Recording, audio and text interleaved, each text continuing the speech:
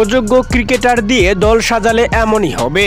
প্রতিনিয়ত লজ্জা পেতে হবে। এই হারের পর কাপ্তান শান্ত, কোচ হাত এবং বিসিবি সভাপতি পাপনকে পদত্যাগ করা উচিত। যুক্তরাষ্ট্রের কাছে সিরিজ হারার পর এবার মুখ খুললেন ইমরুল কায়েস। দর্শক, যুক্তরাষ্ট্রের বিপক্ষে টানা 2 ম্যাচ হেরে সিরিজ হারলো বাংলাদেশ। ব্যাটে বলে সব দিক থেকেই যুক্তরাষ্ট্রের কাছে পাত্তাই পায়নি, যেখানে যুক্তরাষ্ট্রের মতো বোলারদের খেলতে একেবারে ব্যর্থ ছিল বাংলাদেশের প্রত্যেকটি ব্যাটসম্যান। মাত্র 145 রান টপকাতে পারেনি 11 জন ব্যাটসম্যান মিলে। যুক্তরাষ্ট্রের কাছে এ হারের পর ব্যাটিং সামর্থ্য নিয়ে এবার প্রশ্ন উঠেছে বাংলাদেশের এমন হার সত্যিই লজ্জাজনক। বাংলাদেশের ক্রিকেটে এটি একটি কালো অধ্যায় হয়ে থাকবে।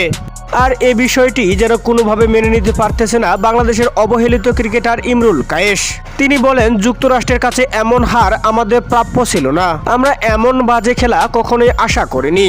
বিশেষ করে যখন থেকে শান্ত অধিনায়কত্ব করছে তখন থেকে একের পর এক বাজে পারফরমেন্স করে যাচ্ছে বাংলাদেশ টিম টাইগাররা।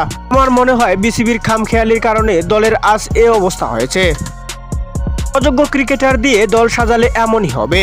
হাতুড়ু সহ শান্তর এই হারের দায় নিয়ে পদত্যাগ করা উচিত বলে আমি মনে করি। দর্শক, শেষ মুহূর্তে বিসিবি এবং ক্রিকেটারদের এভাবেই ধুয়ে দিলেন ইমরুল কায়েস।